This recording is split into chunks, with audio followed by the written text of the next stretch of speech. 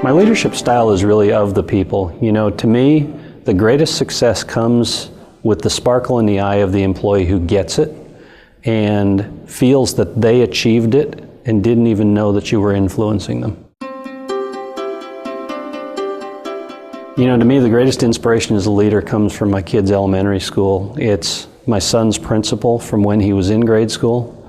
You know, he took a young man who was dyslexic, and through his leadership, not his direct teaching, because he's got teachers to do that, through his leadership, he created a path for my son to be successful in life, and today is on an academic scholarship in college. The greatest challenge for the industry today is the recruitment and retainment of talent, specifically that right out of college. You know, our industry isn't sexy. This isn't something that people often desire or seek out. The people in this industry tend to have found it through friends of friends, and that's not good enough going into the future. We need to really market ourselves to young kids right out of college. I say kids, but they're on the way to adulthood, and really point out why this is such a great place to be.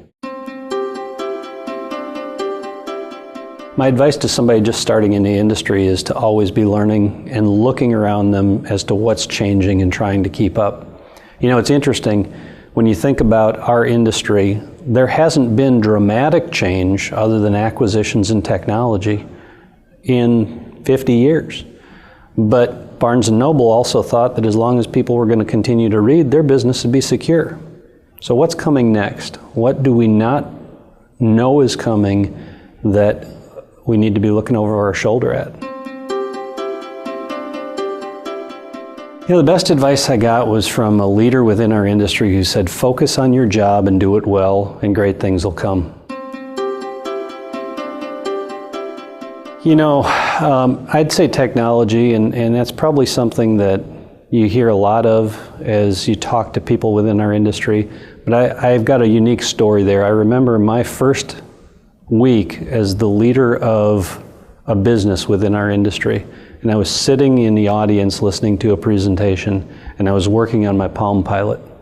And the gentleman next to me, a leader of a company in the same city, leaned over and said to me, "What's that?"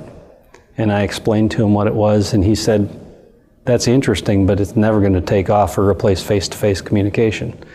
Now, face-to-face communication is so important, but we have to remember that young kids coming right out of school are better at communication than we are, not worse. My greatest success came when the local newspaper in our metro area selected us as one of the top places to work in the community. To me, that was just something that you did in leadership. You created a place that people liked to come. What amazed me was how meaningful that was and how prideful it was for our employees to go home to their families and say, I'm working for the best of the best.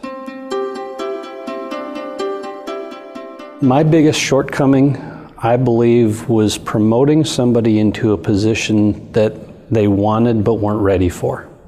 And I did them a disservice by not having the straightforward conversation, and instead they ended up failing. If I wasn't in the electrical industry, I'd be teaching physics at the local high school. The industry is going to continue to change, and I'm sure everybody that would hear that wouldn't be surprised. I do think that we're still underestimating the amount of change and the amount of technology that's going to be required to keep up with the next generation of buyers that are purchasing the products we sell.